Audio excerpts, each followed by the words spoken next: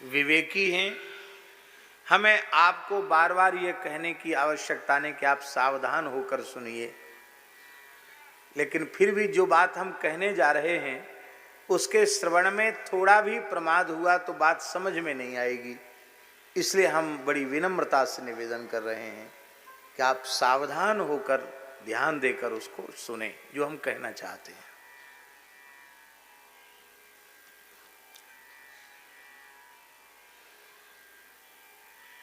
ज्ञान, कर्म और उपासना,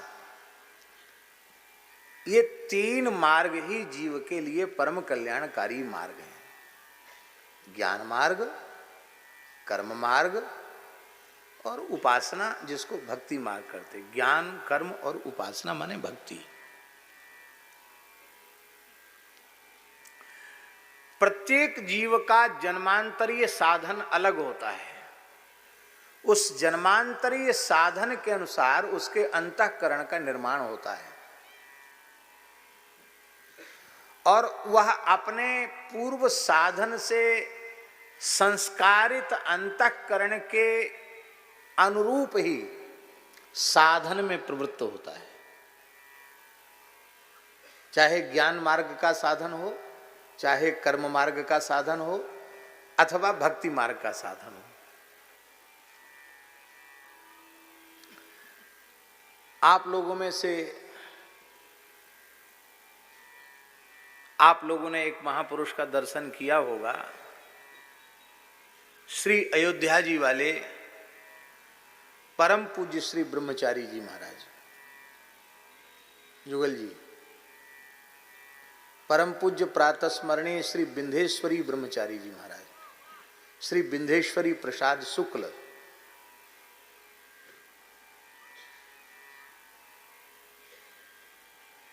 इस युग के वे ऋषि थे। और अब तो उनका साकेतवास हो गया। अपने काल के भारतवर्ष के पूर्व मीमांसा विषय के, कर्म कांड के विषय के, वेद के विषय के इस भारतवर्ष के सर्वोपरि विद्वान थे। दाक्षिणात्य ब्राह्मण जो आहिताग्नि ब्राह्मण हैं, अग्निहोत्री ब्राह्मण हैं, वे भी अपनी इष्टियों का संपादन अग्निहोत्र के जो श्रौत याग हैं उनका संपादन पूज्य ब्रह्मचारी जी की उपस्थिति में ही करना चाहते थे। और ब्रह्मचारी जी उनकी इष्टियों के लिए दक्षिण जाते थे। उनकी कर्म कांड में ऐसी निष्ठा क्यों थी?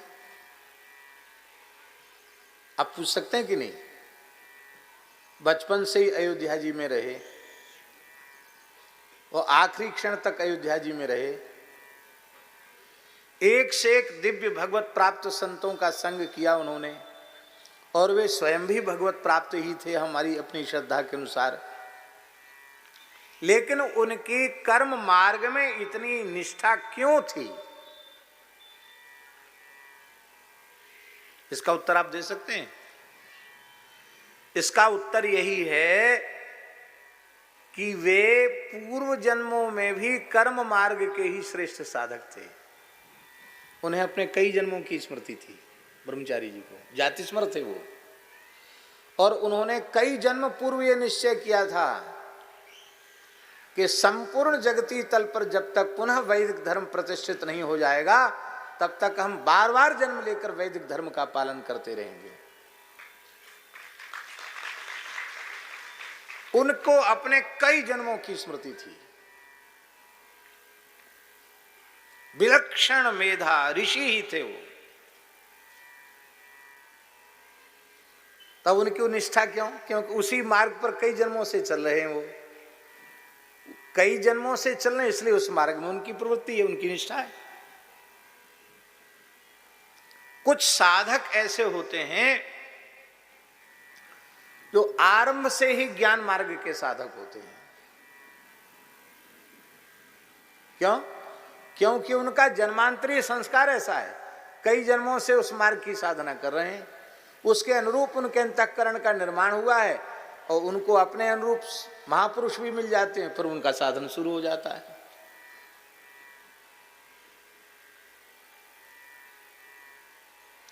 जहां हम लोग बैठे हैं, इस परंपरा के जो दिव्य महापुरुष हैं, श्री स्वामी अखंडानंद जी महाराज, श्री स्वामी भूमानंद जी महाराज, कैसे जीवन मुक्त उच्च कोटि के ज्ञान मार्ग के साधक थे, सिद्ध थे।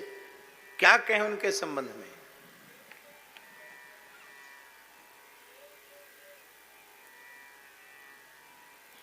अनेकों संतों से जो उनके संबंध में कुछ बातें सुनने को मिलती हैं, उनसे लगता है कि वे सर्वथा असामान्य कोटि के महापुरुष थे।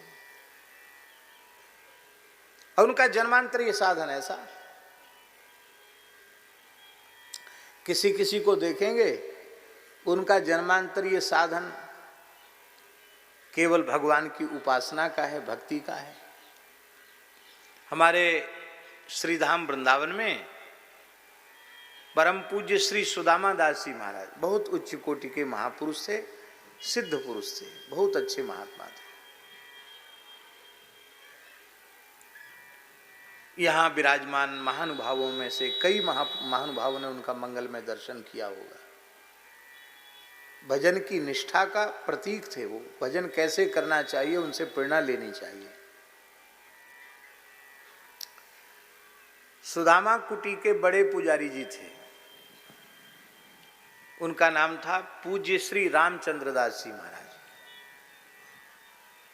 रामबाग वाले महाराज जी के कृपा पात्र थे। श्री स्वामी शंकरशरण दास जी महाराज के शिष्य थे वो। उनके गुरु महाराज भी श्री स्वामी शंकरशरण दास जी महाराज भी विलक्षण महापुरुष थे।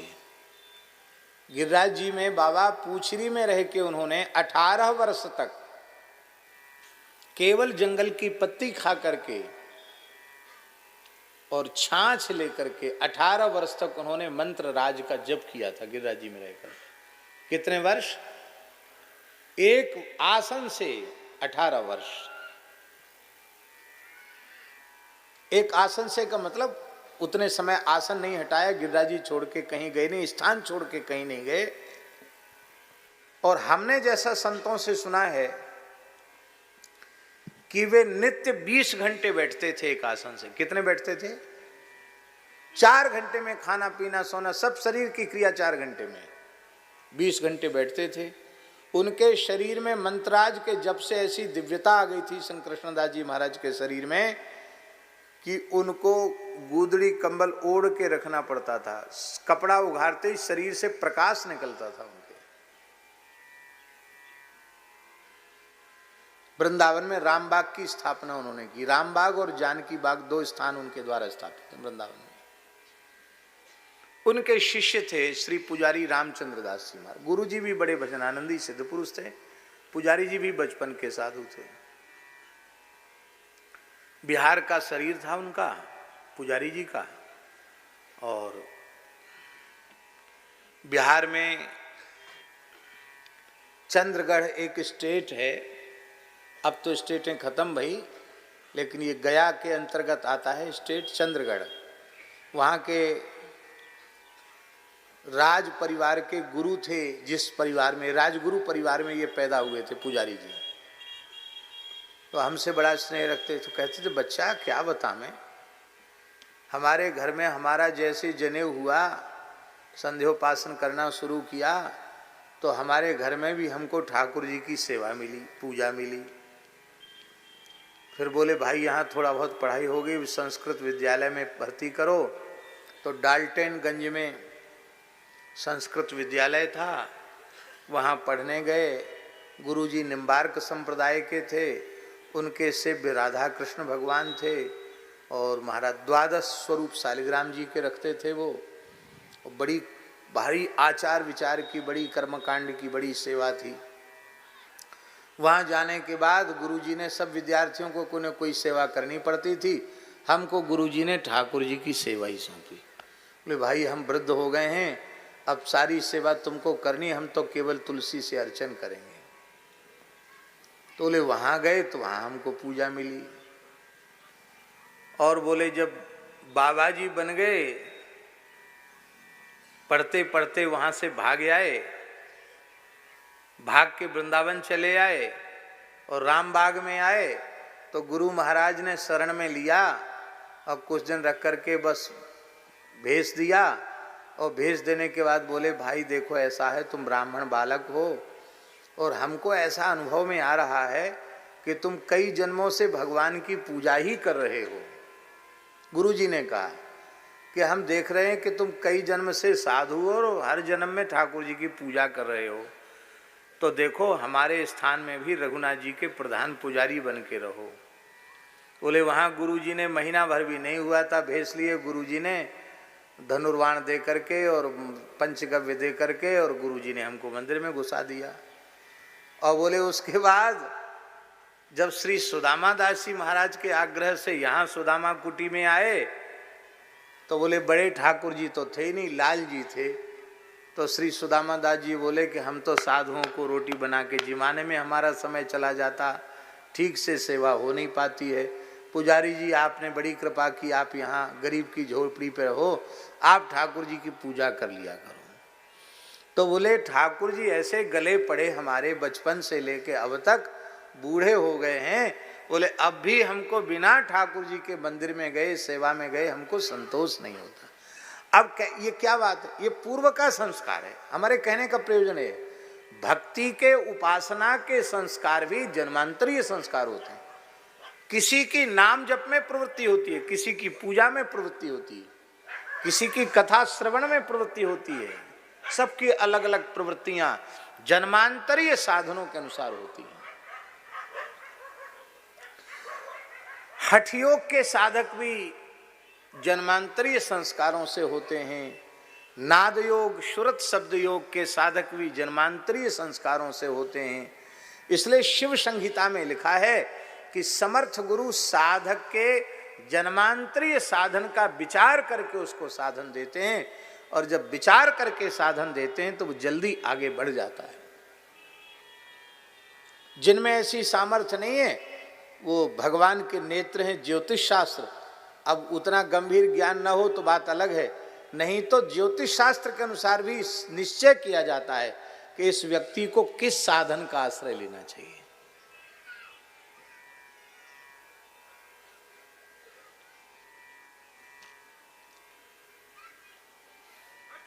तो साधन में प्रवृत्ति भी जन्मांतरीय संस्कार के अनुसार होती है। इसलिए कुछ साधक ज्ञान मार्ग के साधक, कुछ कर्म मार्ग के साधक, कुछ भक्ति मार्ग के साधक। अब ज्ञान मार्ग है क्या, कर्म मार्ग है क्या और भक्ति मार्ग है क्या, इसके संबंध में थोड़ा संक्षिप्त विचार हम करें। ज्ञान मार्ग क्या है, इसकी विस्तृत व्याख्या तो संभव नहीं है थोड़े समय में, लेकिन इतना समझ लें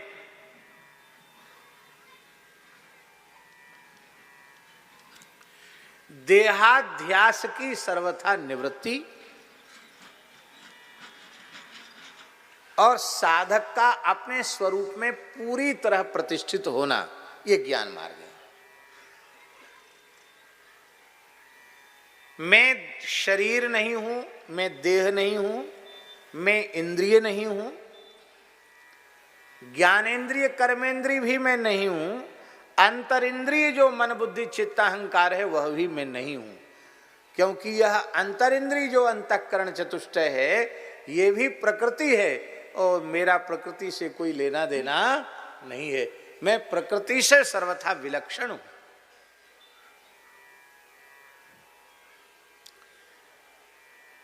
मैं विशुद्ध कूटस्थ चैतन्य प्रत्यगात्मा हूं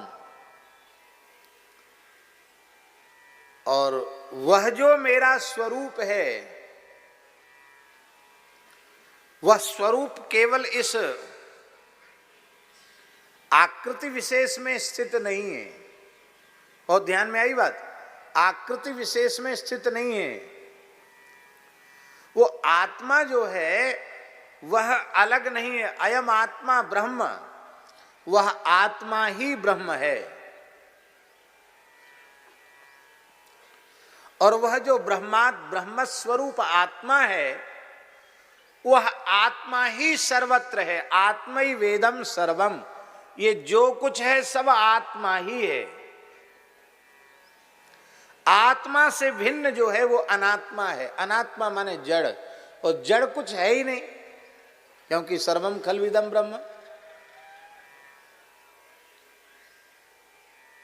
नेह नानास्ति किंचन, अलग अलग नाम रूप कुछ भी नहीं है, एक ही तत्व है जो पूरे में व्याप्त है। कपड़े में धागे के अलावा और क्या है? ये केवल यहां से नहीं, यहां से समझ में आ जाए।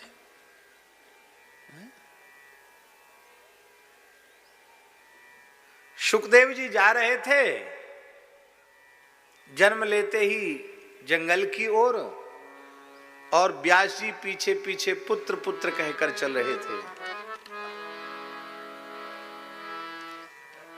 किशोर अवस्था है महाराज जी सुखदेव जी की, 16 वर्ष की सी अवस्था है उनकी, दिगंबर है, कोई शरीर पर कपड़ा नहीं है।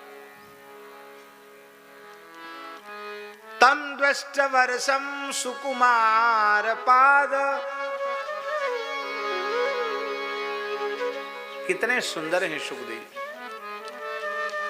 ऐसे लगता है कोटि कोटि कंदर्प दर्प दलन करने वाले भगवान श्री कृष्ण ही अवधूत आश्रम को कृतार्थ करने के लिए अवधूत वेश में पधारे, दिगंबर वेश में श्री कृष्ण आए, ऐसे लगते सुखदेव जी। और उन सुखदेव जी को देखकर देवांगनाओं ने कपड़े नहीं पहने, और व्यास जी को देखकर कपड़ा पहन लिए। व्यास जी ने कहा, मेरी लाखों वर्ष की आयु,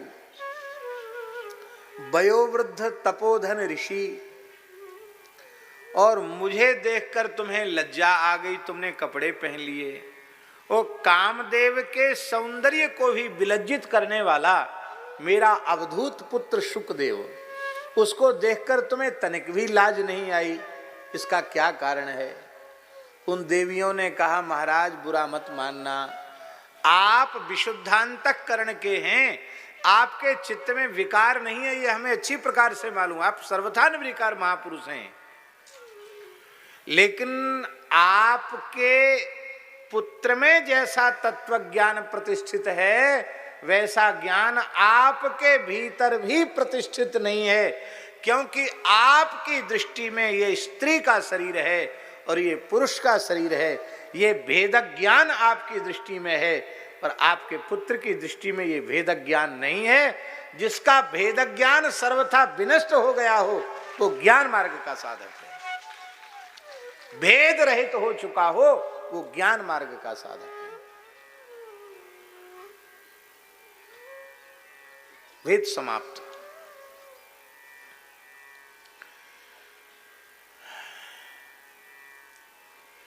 ये गंगा जी हैं, ये नर्मदा जी हैं, ये सरयू जी हैं, ये अमुक हैं, ये तमुक हैं, ये भेद रहते कि नहीं? और समुद्र में पहुंचने के बाद भेद है। आप अलग अलग निकाल सकते हो कि ये नर्मदा जी हैं, ये जमुना जी हैं, ये गंगा जी हैं, वहां सब समुद्र। हम पहली बार जब गंगा सागर गए, वहां के कई लोगों से हमने पूछा कि यहाँ गंगा जी किधर से हैं, समुद्र किधर से? अरे बोले बाबा जी यही गंगा सागर है, इसमें ये निर्णय कर पाना कठिन है, गंगा कौन है समुद्र कौन है, यही गंगा सागर है। तो गंगा जी का पाठ भी इतना चौड़ा समुद्र के जैसा, तो पता ही नहीं चलता गंगा जी के दर से आई समुद्र के दर से आए, देख के ही लगता है, आश्चर्यचकित हो जाते हैं।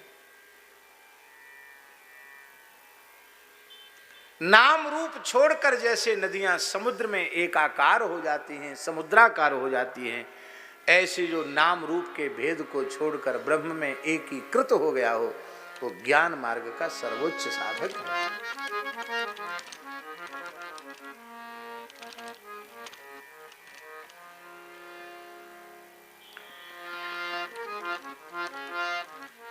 परम श्रद्धेय स्वामी श्री राम सुखदास जी महाराज के सामने एक राजस्थान के वयोवृद्ध व्यक्ति आए, गांव के व्यक्ति थे, बोले वाले। वो बोले सच्ची घटना है ऋषिकेश की। बोले स्वामी जी, राजस्थानी में बोला, वो हम उसका अनुवाद सुना रहे हैं कि थारी कृपा से, आपकी कृपा से हमको ब्रह्म ज्ञान हो गया। स्वामी जी बड़े प्रसन्न हुए, बोले चलो इतने दिन सत्संग कराया, एक व्यक्ति ने तो स्वीकार किया कि हमको ब्रह्म ज्ञान हो गया। बोले बड़ी प्रसन्नता की बात है, आपको ब्रह्म ज्ञान हो गया, बहुत प्रसन्नता की बात है। अच्छा एक बात पूछें तुमको? बोला हाँ पूछो। बोले तुमको कोई खूब सम्मान देता है, तुम्हारा आदर करता है, पूजा करता है, जय जयकार करता है, तुम्हारी स्तुति करता है, तुमको सम्मान देता है, तो तुम्हें प्रसन्नता होती है कि नहीं? हाँ स्वामी जी खूब प्रसन्नता होती है। और कोई तुमको डांटे फटकारे, तुम्हारी निंदा करे, तुम्हारा अपमान करे, तुम्हारे पर प्रहार करे, तो तुमको उससे बुरा लगता कि नहीं? अरे बोले महाराज किसी की सहन नहीं करता हूँ, लड़के बच्चे बहू बेटा इनकी भी सहन करना मुश्किल है। तो स्वामी जी हंसकर बोले तो श्रीमान जी ब्रह्म ज्ञान तो आपको नहीं हुआ, हमें ब्रह्म ज्ञान हो गया, इस बात का आपको भ्रम हो गया, इसलिए आपको ब्रह्म ज्ञान तो नहीं हुआ, आपको भ्रम ज्ञान हो गया, ब्रह्म ज्ञान का भ्रम हो गया।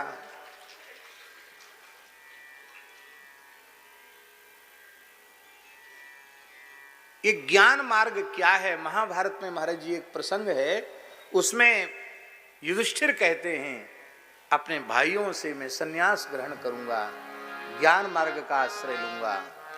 और वो ज्ञान मार्ग है क्या? तो युधिष्ठिर कहते हैं कि सुनो भीमसेन, एक व्यक्ति मेरी भुजा को अगरू चंदन और मलयागिरी केसर कस्तूरी का लेप करके मेरी भुजा की पूजा करेगा, एक व्यक्ति, और दूसरा व्यक्ति बसूला लेकर मेरी दूसरी भुजा को छेदेगा, काटेगा, तो जो मेरी भुजा का पूजन कर रहा है उसके प्रति मुझे राग बुद्धि नहीं होगी, और जो मेरी भुजा को बसूले से छील रहा है उसके प्रति मेरे चित्त में द्वेष बुद्धि नहीं होगी। इसका नाम है ज्ञान मार्ग पर चलना।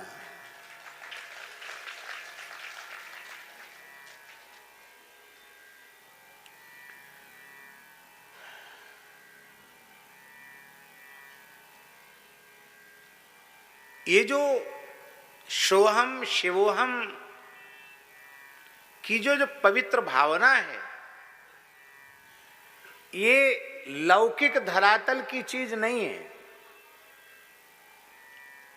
जब तक हमें बाह्य जगत की प्रतीति हो रही है, उस काल का, उस अवस्था की ये चीज नहीं है।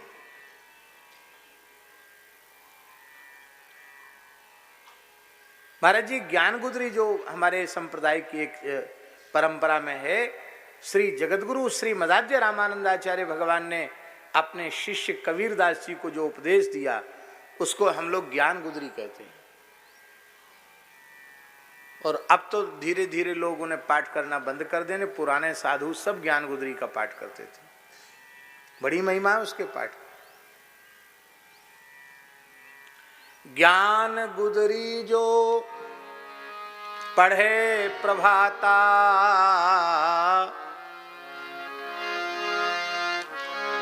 ज्ञान गुदरी जो पढ़े प्रभाता, जन्म जन्म के पातक जाता, जो मध्याह्न पढ़े चितलाई, अनुभव होए वरण नहीं जाई, संध्या सुमिरन जे नर करें, जरा मरण भव सागर तरें।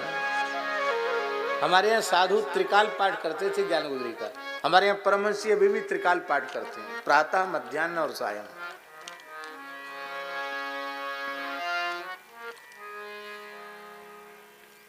उसी ज्ञानगुदरी में लिखा है, ओहम सोहम तत्व विचारा, ब्रह्मनाल में कियो संहारा, मन को मार गगन चढ़ जाई, मान सरोवर पैठ नहाई, अनहद नाद नाम कर पूजा, ब्रह्म सत्य समदेव न दूजा।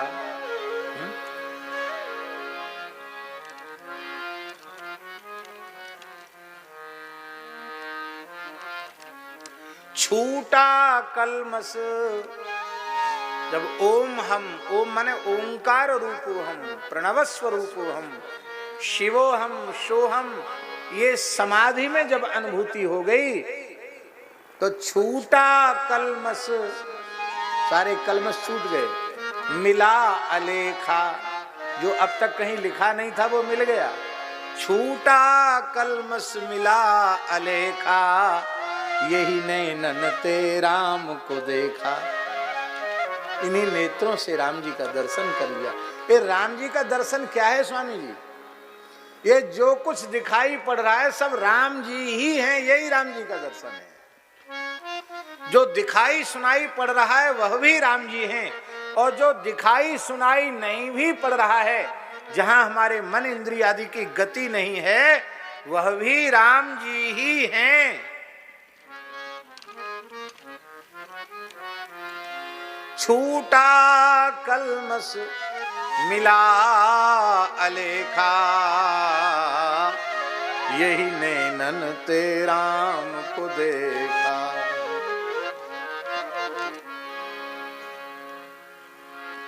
और इस मार्ग में चलकर देहाध्यास की सर्वथा निवृत्ति हो जाए तब तो ठीक है ये मार्ग, और नहीं तो इस मार्ग की जो बढ़िया बढ़िया बातें हैं वे केवल मान बढ़ाई, प्रतिष्ठा और उदर पूर्ति के काम में आती हैं। उनसे कोई अविद्या का नाश, अज्ञान का नाश होता नहीं है। इसलिए गोस्वामी जी ने कहा, ज्ञान पंथ कृपाण के धारा, परत खगेश न लागे वारा। जिनकी पात्रता हो ज्ञान मार्ग में वे जाते हैं, और जन्मांतरीय संस्कारों के अनुरूप ज्ञान मार्ग के साधक भी होते हैं। हम ऐसा नहीं कहते कि नहीं होते हैं, होते हैं। लेकिन हम अपने संबंध में जब विचार करते हैं तो हमको लगता है कि हमारी तो ज्ञान मार्ग पर चलने की पात्रता भी नहीं है, क्योंकि अभी हम न तो अपने वर्ण का अभिमान भूले हैं, ना अपना पद का अभिमान भूले हैं, ना अपनी प्रतिष्ठा का अभिमान भूले, कुछ भी नहीं भूले हैं। तो हम झूठ मूठ कैसे आपके सामने बनावटीपन से कह दें कि हम ज्ञान मार्ग के साधक हैं? हम अपनी पात्रता ज्ञान मार्ग के साधन में नहीं अनुभव कर पा रहे हैं,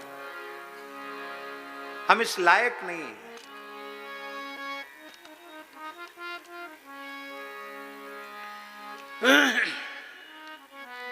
आप सब जानते हैं, रहुगण जा रहा था ब्रह्म ज्ञान लेने कपिल भगवान के पास। एक कहार बीमार पड़ गया, बोले कोई दूसरा कहार पकड़ लाओ। दूसरा तो कोई मिला नहीं। अवधूत परमहंस ज्ञान मार्ग के सिद्ध कोटि के साधक श्री जड़ भरत जी महाराज मिल गए। वो मोटे तगड़े मस्त परमहंस महात्मा, उनको पकड़े, वो मोटा ताजा, इसी को पकड़ो। पकड़ लिया, जोत दिया, पालकी में लग गए। वो तो अपनी मस्ती में चलते थे जड़ भरत जी। उनको कोई कीड़े मकोड़े चैंटी दिखाई पड़ जाए तो कहीं पैर के नीचे चैंटी ना जाए तो थोड़ा छलांग लगा देते हुए। परमहंस महात्मा ठहरे, छलांग लगाते तो राजा का सिर टकराया पालकी के डंडा से। उसने बहुत जोर से फटकार लगाई, अरे मूर्खो, मुझ जीवित सिंधु सौवीर देश के राजा